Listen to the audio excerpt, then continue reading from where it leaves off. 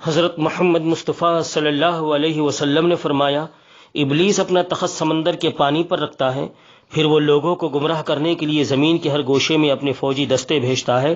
اس کے ہاں سب سے زیادہ مقرب وہ شیطان ہوتا ہے جو بہت بڑا فتنہ پرداز ہو۔ وہ سب واپس آ کر اسے اپنے کام کی رپورٹ دیتے ہیں۔ ان میں سے ایک کہتا ہے میں نے اس طرح اور اس طرح کیا، ابلیس کہتا ہے تو نے کچھ نہیں کیا۔ پھر ان میں سے ایک اور شیطان آ کر کہتا ہے کہ میں نے فلاں آدمی کو نہیں چھوڑا، یہاں تک کہ میں نے اس کے اور اس کی بیوی کے درمیان تفرقہ ڈال دیا۔ ابلیس اسے اپنے قریب کرتا ہے اور کہتا ہے اچھا ایجنٹ تو ہی ہے، اور پھر اس سے معانقہ کرتا ہے۔ ابلیس آدم علیہ السلام کے زمانے سے انسان کے خلاف سازش میں مصروف ہے۔ وہ چاہتا ہے کہ انسان اللہ تعالیٰ کی عطا کردہ خلافت کے امتحان میں کامیاب نہ ہو، اس لیے اس نے نہایت ہوشیار اور چالاک جنوں کو اپنی فوج میں بھرتی کر رکھا ہے۔ خلق خدا کو بھٹکانے اور بہکانے کے لیے وہ اپنے مرکز ضلالت سے ایجنٹ بھیجتا رہتا ہے۔ وہ اپنی ڈیوٹی سے فارغ ہو کر آتے ہیں اور اس سے اپنی کارکردگی کی رپورٹ دیتے ہیں۔ کوئی کہتا ہے کہ میں نے فلاں کو زنا میں مبتلا کیا، کوئی کہتا ہے کہ میں نے فلاں فتنہ برپا کیا، کوئی کہتا ہے کہ میں نے فلاں کو قتل کرا دیا۔ ابلیس ان کارروائیوں سے کچھ زیادہ خوش نہیں ہوتا، بلکہ وہ ہر کارکن سے کہتا جاتا ہے کہ تو نے کوئی بڑا اہم کام نہیں کیا، تو نے کوئی خاص کارنامہ انجام نہیں دیا۔ لیکن جو شیطان آ کر یہ رپورٹ دیتا ہے کہ ایک آدمی اور اس کی بیوی کے درمیان معمولی بات پر جھگڑا ہو گیا تھا، میں نے دونوں کو ایک دوسرے کے خلاف اکسانے کی کوشش کی، بات بڑھتی گئی یہاں تک کہ اس آدمی نے بیوی کو طلاق دے دی۔ ابلیس اسے اپنے قریب بٹھاتا ہے اور اپنے مقربین میں شامل کرتا ہے اور کہتا ہے کہ اچھا کارکن تو ہی ہے، یہ تھا کرنے کا کام جو تو نے کیا، اور پھر اس سے معانقہ کر کے اس کی حوصلہ افزائی کرتا ہے۔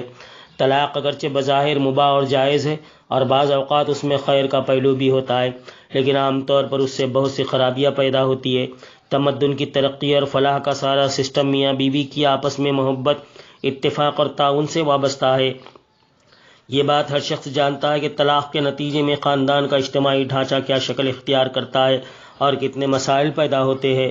یہ ایک ناقابل انکار حقیقت ہے کہ ازدواجی زندگی کی کامیابی کا انحصار اس بات پر ہے کہ شوہر اور بیوی کے باہمی تعلقات خوشگوار ہوں، وہ ایک دوسرے پر اعتماد کرتے ہو، وہ بدگمانی سے پرہیز کرتے ہو اور ایک دوسرے کے مددگار و معاون ہوں۔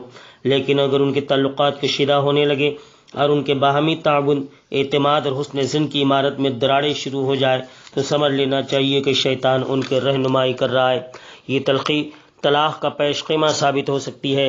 ایسی صورتحال کے آغاز میں معاملہ فہم آدمی کا کام یہ ہے کہ وہ شیطان کی اس چال کو کامیاب نہ ہونے دے۔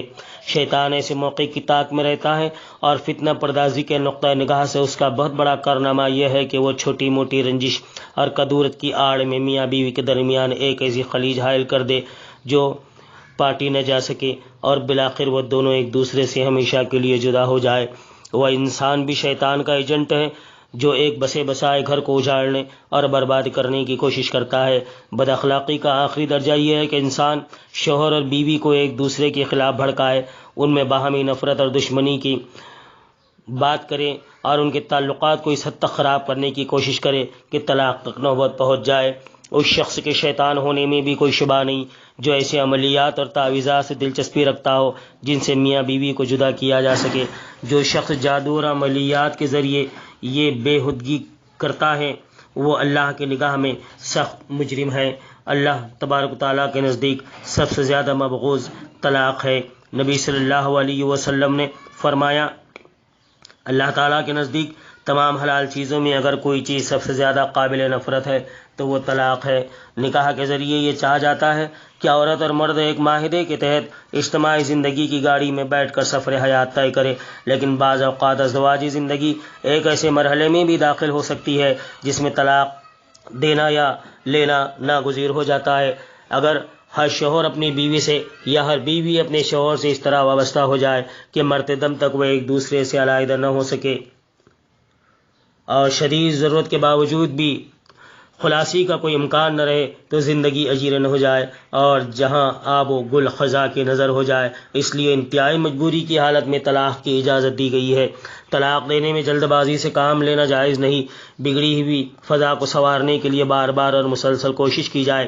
اصلاح احوال کی اگر کوئی صورت باقی نہ رہے اور افہام و تفہیم کی ساری کوششیں ناکام ہو جائے تو پھر آدمی طلاق دینے پر غور کر سکتا ہے۔ یہ کوئی خوشگوار عمل نہیں ہے، جائز اور حلال ہونے کے باوجود اللہ تعالیٰ کی نگاہ میں یہ بہت مبغوض اور مکروہ کام ہے۔ طلاق دینے میں جلد بازی سے کام لینے کی وجہ سے انسان بسا اوقات بہت سی مشکلات اور پریشانیوں میں مبتلا ہو سکتا ہے۔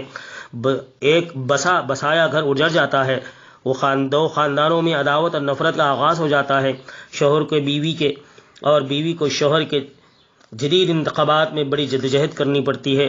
طلاق کے بعد فریقین کو ندامت کا شدید احساس ہوتا ہے اور پھر وہ دوبارہ گھر آباد کرنے پر آمادہ ہو جاتے ہیں، لیکن طلاق کے آخری مرحلے میں اس کی گنجائش نہیں ہوتی۔